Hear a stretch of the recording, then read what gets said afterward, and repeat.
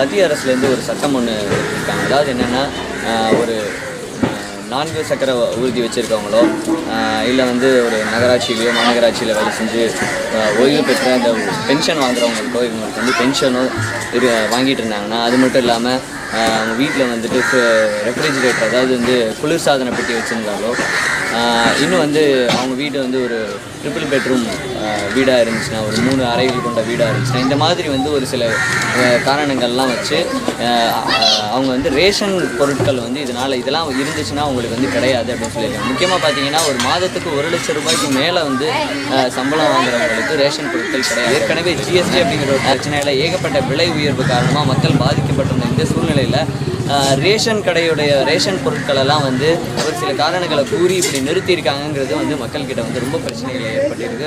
மக்கள் மத்தியில் வந்து ரொம்ப பரபரப்பையும் ஏற்படுத்தியிருக்கு. இதை பற்றி நாம் இப்போ ஒரு நாடு எப்படின்னு சொல்கிறான், தல்லா விலையிலும் தக்காரும் குறைவில்லா செல்வரும் சேர்வது நாடு. நல்லா புரிஞ்சுக்கணும்.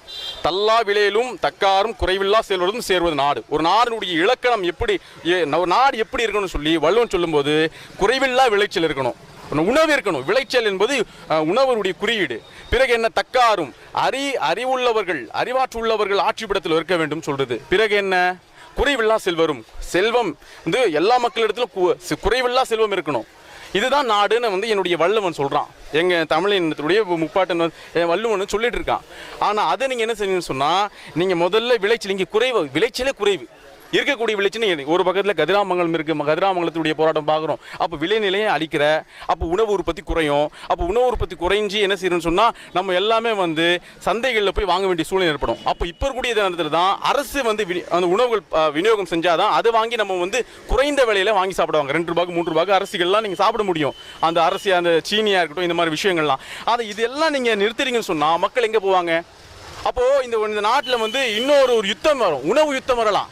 இதுதான் எச்சரிக்கையாக சொல்லுதுன்னு சொன்னால், ஒரு உணவு யுத்தம், உணவால ஒரு நாடு அழியும் அபாயம் தான் இந்த அறிவிப்புடைய ஒரு குறியீடாக நீங்க பார்க்கணும். ஆக இந்த மக்களுடைய கருத்துக்களுக்கு வந்து ₹433 சம்பளம் இருந்தால் ரேஷனே தடைப்படும் சொல்கிறாங்க.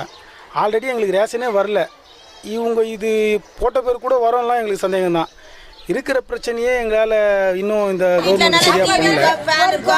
அவங்க இருப்பாங்களா, முதல்ல சொல்றவங்க இருப்பாங்களா, ஃபேன் இல்லாத டிவி இல்லாத இருப்பாங்களா, சொல்ற ஆர்டர் கொடுக்குறாரு அவர் இருப்பாரா, ஒரு நாளைக்கு ஃபேன் இல்லாத இருப்பாரா, ஃப்ரிட்ஜில் தண்ணி குடிக்காத இருப்பாரா, அதெல்லாம் பாருங்க. அதெல்லாம் பார்த்துட்டு வாழ்வாதாரத்தை உயர்த்திற்கான நிலைமையில நாம் ஈடுபடக்கூடிய நேரத்தில், அதே நேரத்தில் நீங்க வந்து இந்த மக்களுடைய நிலைமை இன்னும் வந்து நீங்க சீர்படுத்தாம கெடுக்கிறீங்க என்பதுதான் உண்மையான நிகழ்வு.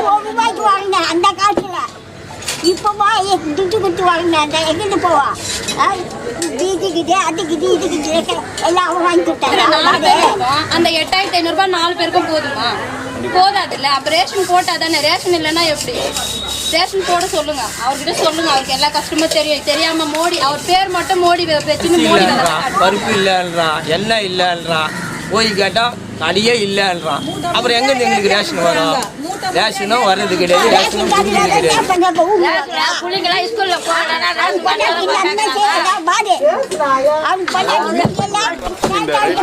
வாங்கிட்டு தான் இந்த ரேஷன் பொருட்களை வச்சு தான் தன்னுடைய பிழைப்பை எல்லாம் அன்றாட உணவாக அருந்தக்கூடிய விஷயம் எல்லாம் இந்த ரேஷன் கடை மூலமாக தான் இருக்குது. அப்போது இவர்களுடைய கொண்டு வந்த திடீர்னு வந்து அறிவிக்கிறாங்க என்னென்ன சொன்னால், இந்த நாட்டில் 1 லட்சத்துக்கு மேலே வந்து ஆண்டுக்கு வந்து 1 லட்சம் ரூபாய்க்கு மேலே சம்பாதிச்சுன்னா உனக்கு ரேஷன் கிடையாதுன்னு சொல்கிறது வந்து உண்மையிலேயே வந்து ஏற்றுக்கொள்ளத்தக்கது அல்ல. ஏன்னு சொன்னால், உனக்கு ஒரு மாதத்துக்கு 8500 ரூபாய் ஓட்ட முடியுமா? ஒரு குடும்பத்தினுடைய ஒரு நபர் என்பது ஒரு 3 பேர் 4 பேர் கூடிய குடும்பத்தில் ஒருவர் வந்து ஒரு 8500 ரூபாய் அல்லது 10,000 ரூபாய் சம்பாதிச்சா அந்த குடும்பம் ஓடுமா? இன்னைக்கு நீங்கள் ஒரு புறத்தில் உணவை நீ பறிக்கிற, இன்னொரு புறத்தில் ஜிஎஸ்டி போட்டு டாக்ஸை போட்டு நீ வந்து வரியை போட்டு மக்களுடைய பணத்தை எல்லாம் பிடுங்கிட்டீங்க. நீங்கள் முதல்ல வந்து டிமானிட்டேஷனை கொண்டு வந்தீங்க. அப்போது அந்த பண இழப்பை செஞ்சுட்டு மக்களுடைய பணத்தை எல்லாம் வங்கியில் கொண்டு வந்து குவிச்சிட்டீங்க. இன்னொரு பக்கத்தில் ஜிஎஸ்டினை போட்டு இங்கே வந்து அன்றாட பொருட்கள்லாம் விலையெல்லாம் அதிகமாக ஆயிடுச்சு. அப்போ இப்படி வந்து நம்முடைய பணங்கள்லாம் வாங்கிட்டு உணவாக நீங்கள் மறுக்கிறீங்க. எங்களுக்கு கூடிய ஒரு அடிப்படை வந்து ஒரு நபருக்கு தேவையான விடம் என்ன? இருக்கக்கூடிய இடம், உணவுக்கு அது உணவு, உன்னுடைய உழைப்புக்கு உணவு. அப்போ இதுதான் அன்றாடமான விஷயம். அப்போ நீங்கள் என்ன செய்யணும்னு சொன்னால், மக்களுடைய வயிற்றில் நீங்கள் அடிக்கிறீங்க. இந்த ரேஷன் பொருள், இந்த ரேஷன் கடையை எடுக்கக்கூடிய ஒரு ஆரம்பம் தான் இந்த பருப்பு வாங்கல இல்லைன்றாங்க, எண்ணெய் இல்லைன்றாங்க. எதுவும் அரிசி இந்த 2 மாதம் அரிசியே கிடையாது. அரிசி கூட ஒரு 10 நாளைக்கு கூட ஒரு குடும்பத்துக்கு வராது. 1 கிலோ அரிசி 60 ரூபாய். 1 கிலோ அரிசி 60 ரூபாய், ஒரு தக்காளி 1 கிலோ 100 ரூபாய். அப்போ அதுக்கு மேலே எவ்வளோ செலவு இருக்குது. கரண்ட்டு பில்லு கட்டணும், பிள்ளைங்கள படிக்க வைக்கணும்.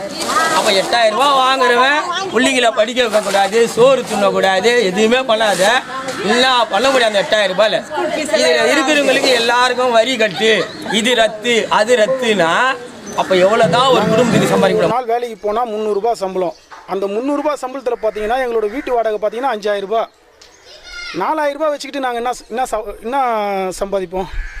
எங்களோட மற்ற வேலைங்களாம் எங்களுக்கு எப்படி? குடும்பத்தில் ஒருத்தர் நீங்கள் சம்பாரிச்சாவே இந்த மாதிரினா 2 பேர் சம்பாரிச்சாலோ 3 பேர் சம்பாதிச்சா சுத்தமாக ரேஷனே இல்லைன்னு சொல்கிற மாதிரி இருக்குது. இது நீங்கள் என்னதான் பல்வேறு அறிவிப்புகள் செய்யக்கூடிய எல்லாம் மக்கள் விரோத, விவசாய விரோத, மாணவர் விரோத, ஏழைகள் விரோதமாக இருக்குது. ஆக நிச்சயமாக இந்த மக்கள் இதை ஏற்றுக்கொள்ள மாட்டாங்க. அந்த மனநிலையில் இல்லை என்பதுதான் யதார்த்தம்.